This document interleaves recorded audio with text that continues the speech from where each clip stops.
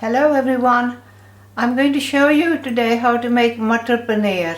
I've got all the ingredients here to show you first. I've got 6 cloves of garlic, ginger, 2 chilies, 1 large onion, a bowl full of peas, frozen peas, and 4 ounces of paneer, which is Indian cheese. It tastes like cottage cheese, but it's in a block. You can easily get it from supermarkets and Indian shops.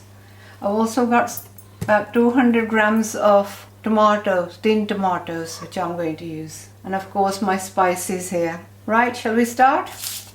I'm going to start by chopping garlic and onion, ginger first.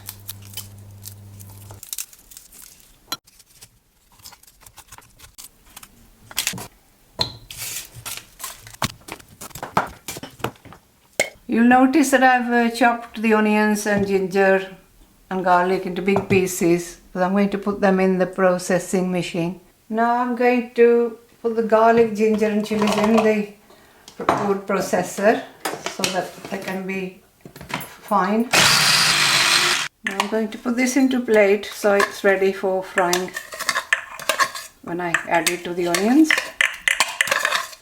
I'm going to make the onions finer in the food processor. There we go, they're ready. Okay, I'm going to get these into the frying pan. I'm going to put 2 tablespoons of oil in the frying pan. 1, 2. This is sunflower oil, which I use for my cooking. I'm going to light the gas and then add the onions. Spread them around, then add the ginger and the garlic chili paste as well. Stir fry these in the oil for a few minutes. I'm going to put the lid on so the steam can soften the onions, then I'll remove it to fry them quickly. I'm going to add a little bit of water to the onions so they can cook quickly. I do this to save using too much oil in my cooking, so 2 tablespoons of water. Mix.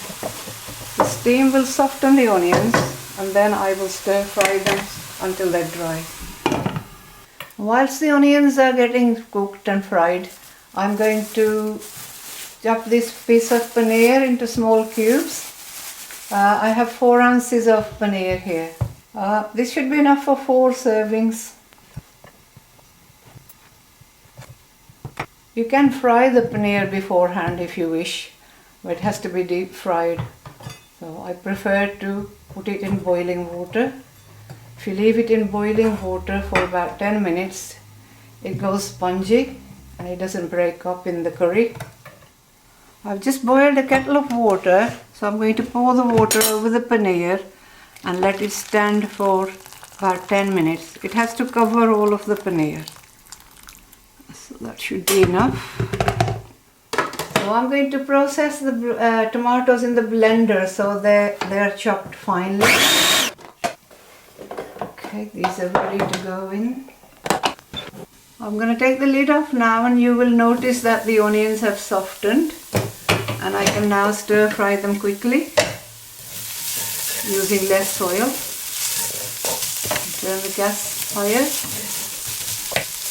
Dry them a bit more. I'll keep stirring them till they're golden brown, then I'll add the spices.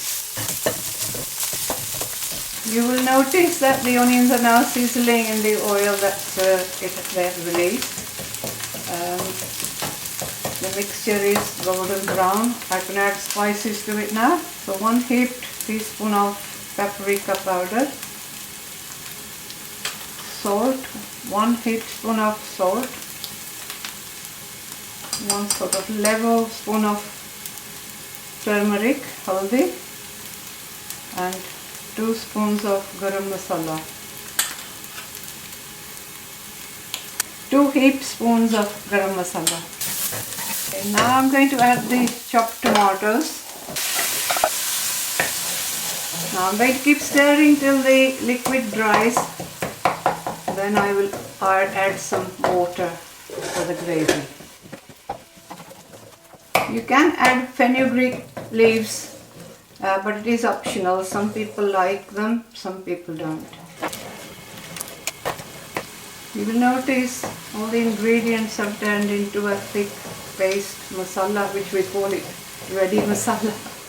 Now this mixture is ready, so I'm going to add 550 milliliters of water to it. I've turned the gas high. I'm going to cook this for about 15 minutes so everything blends nicely. Okay, I'm going to remove the lid. You will notice that the gravy is ready. To that I'm going to add a bowl full of frozen peas. And I've left the paneer standing in the boiled water, so it's ready to go in there now. Give it a stir, mix it all up, and then bring it to the boil and just cook for another 5 minutes. Just simmer for 5 minutes.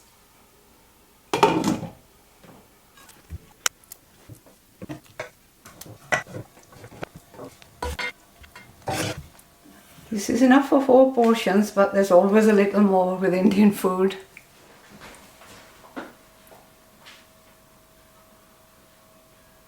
Thanks for watching. Thank you. See you again.